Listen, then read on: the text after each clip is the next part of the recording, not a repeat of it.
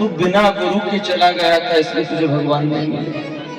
गुरु बना, भजन कर। तो सुखदेव जी ने कहा कि मैं किसको गुरु बनाऊं? इस धरती के ऊपर ऐसा कौन है जो मेरा गुरु बनने के योग्य है? 16 वर्ष मां के गर्भ में रहा। वेद व्यास जी ने कहा कि बेटा, इस पृथ्वी पर एक ही व्यक्ति है जो तेरा गुरु बन सकता है। और कौन? वेद व्यास जी ने कहा जनकपुरी के राजा जनक, उनको गुरु बना। सुखदेव जी ने कहा वो गृहस्थी है और मैं सन्यासी हूँ, कैसे जोड़ी बनेगी? वेद व्यास जी ने कहा कि बेटा वो विधेय है, हाँ, उन्होंने ब्रह्म को जान लिया है, इसलिए उनको जनक गुरु बना। जनक शब्द का अर्थ होता है ब्रह्म को जिसने जान लिया वो है जनक। और ब्रह्म को कौन जान सकता है? जिसकी पत्नी सही हो। अब एक बात और ध्यान से सुना, जनक शब्द का अर्थ है शरीर। ये मनुष्य का शरीर जो है उसको जनक कहा गया है।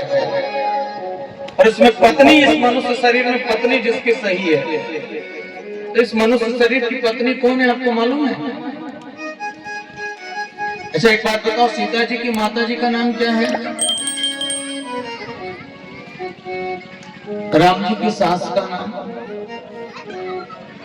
जनक की पत्नी का नाम, सीता जी की माँ का नाम है, राजा जनक की पत्नी का नाम है सुनैना। ये मनुष्य रूपी जो शरीर है इसको जनक कहा है। और इस मनुष्य रूपी शरीर में जिसके नयन सुनयन है वही ब्रह्म को जान सकता है, दूसरा नहीं जान सकता। ये बात ध्यान से सुनना।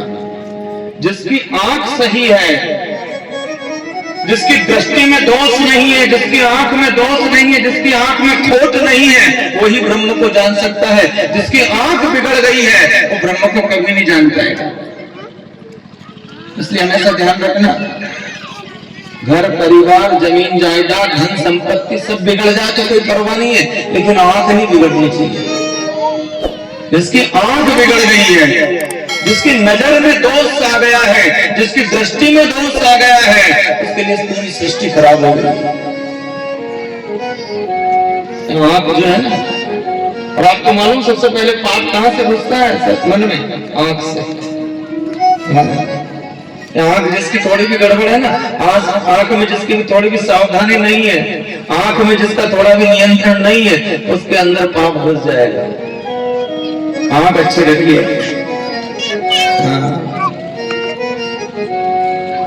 आंख बिगड़ी, बिगड़ा। और कर्म, ये जो अपन जहां रह रहे हैं ना, ये है कर्म भूमि। और यहाँ पे क्या सिद्धांत है? जैसा करोगे वैसा। कर्म प्रधान विश्वकारी राखा, जो जस करे सो तस फल जाता। कर्म तेरे अच्छे हैं तो किस्मत तेरी दासी, कर्म तेरे अच्छे हैं तो किस्मत तेरी दासी, और मन तेरा साफ है तो घर में मथुरा काशी। और नहीं तो कुछ भी नहीं है। मन साफ नहीं है नहीं तो महाकाल की नगरी उज्जैन में भी जाओ तो कुछ नहीं है। मन साफ हो, मन चंगा, तो रविदास कहता है कटौती में गंगा। और अगर मन चंगा नहीं तो फिर गंगा में भी गंगा नहीं है। इसलिए आंख को संभाल कर रखिए, आंख गड़बड़ नहीं होना चाहिए। हाँ, आंखों का ही कमाल है सब कमाल आंखों का है। इसलिए कबीर कहते हैं, सावरियो झलके अखियन में, सावरियो झलके अखियन में, सावरियो झलके अखियन में, सावरियो झलके अखियन में, सावरियो झलके अखियन में, लालो झलके अखियन में, सावरियो झलके अखियन में, सावरियो झलके अखियन में। बिहारी लाल जय हो।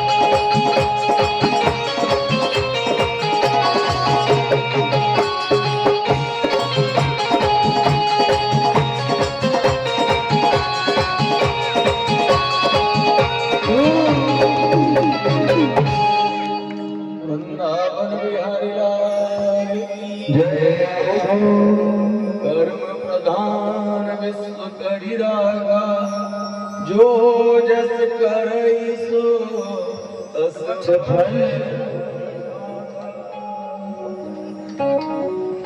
एक बहुत अच्छी कथा सुनो, कर्म का सिद्धांत देखिए। एक आदमी एक दिन एक रास्ते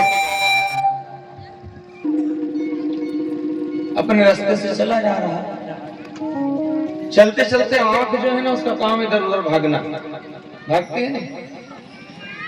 अब आंख दौड़ी तो उन्होंने क्या देखा, रास्ते के ऊपर आम का पेड़, और आम के पेड़ में एक पका हुआ आम का फल लगा है, और उस फल के ऊपर कपड़ा बांध दिया जिसका आम है उसमें, वो पका है। और जिसका आम है ना, उस किसान ने विचार कर लिया कि ये पहला फल है और इसको तोड़कर ले जाकर के भगवान के मंदिर में दूंगा, तो उसके ऊपर कपड़ा बांध रखा उसने। आंख दौड़ी और देख लिया कि आम पका हुआ लगा है, और अगर मिल जाए तो आ जाए कुछ आनंद। अब आंख ने देख तो लिया, लेकिन आंख की ताकत है कि आम तोड़ ले नहीं। तो आदेश मिला पेड़ को, चल भैया आम के नीचे। आम चल, पेड़ चल करके पहुंच गए। अच्छा, पेड़ पहुंच तो गए, पर पेड़ की ताकत नहीं आम तोड़ने। तोड़ने वाला कौन है? आदेश मिला हाथ रखना, आम तोड़ लिया। अब आम तो हाथ में तोड़ लिया, लेकिन खा सकता है क्या हाथ? नहीं। खाया किसने? मुंह ने। अब मुंह खा सकता है, लेकिन इसका स्वाद ले सकता है क्या? नहीं। स्वाद किसने लिया? रसना ने। रसना यानी ये जिह्वा, स्वाद लिया रसना ने। अब रसना जो है ना, ये भी स्वाद ले सकती है, लेकिन अपने पास रख नहीं सकती, तो गया कहाँ? पेट में। अब देखो पूरी क्रिया, देखा किसने? आंख ने। चलकर गए पेड़, तोड़ा हाथ ने, खाया मुंह ने, रस लिया जिह्वा ने, और गया कहाँ? पेट में। अब वो तो खाके बेफिक्र हुआ ही था, जब तक जिसका आम था वो किसान आ गया, हाथ में डंडा। उसने देखा कि ये आम में भगवान को चढ़ाने वाला था और इसको तोड़कर इसने खा लिया। तो किसान को जबरदस्त गुस्सा आई। उसने कहीं और देखा ना, पूरा उठाया डंडा और दे पीठ में, दे डंडा, दे डंडा, दे डंडा। अब बताओ पीठ की क्या गलती बेचारी? पीठ की कोई गलती है? अरे देखा आंख ने, चलकर गए पेड़, तोड़ा हाथ ने, खाया मुंह ने, रस लिया रसना ने, गया पेट में, पर डंडे पड़ रहे हैं पीठ में। तो पीठ की क्या गलती है? कहीं गलती है ही नहीं पीठ की। लेकिन कर्म का सिद्धांत देखिए कि जब डंडे पड़े पीठ में, तो आंसू कहां से निकले? आंख से, क्योंकि गलती किसने करी थी? आंख ने। तो कर्म प्रधान विश्व करी राका, जो जस करे सो तस फल चाका। कर्म का सिद्धांत ऐसा है कि अगर आप छिप करके भी पाप करोगे, आप सोचो कि कोई नहीं देखने वाला है, तो भी आपको उस पाप का फल भोगना ही पड़ेगा। और अगर आप छिप करके पुण्य करोगे, तो उसका भी फल आपको मिलेगा ही मिलेगा। कर्म किसी को छोड़ने वाला नहीं है। आम का पेड़ अगर लगाओगे, आपको आम मिला खाने के लिए, और बमूल का पेड़ लगाओगे तो कांटे मिलेंगे तुमको। ये कर्म का सिद्धांत है, जो जस करे सो तस फल चाका। इसलिए कर्म तेरे अच्छे हैं तो किस्मत तेरी दासी, और मन तेरा साफ है तो घर में मथुरा काशी। आज की कथा का यही विराम देंगे। कल ठीक 2 बजे फिर कथा प्रारंभ होगी। आप सब लोगों से निवेदन है, 2 बजे आप सबको आना है। एक छोटा सा कीर्तन करेंगे और उसके बाद में भगवान की सुंदर आरती करेंगे। बड़े भाव से मेरे साथ में ताली बजा करके गाइए। मेरे मन एक बार श्री राधे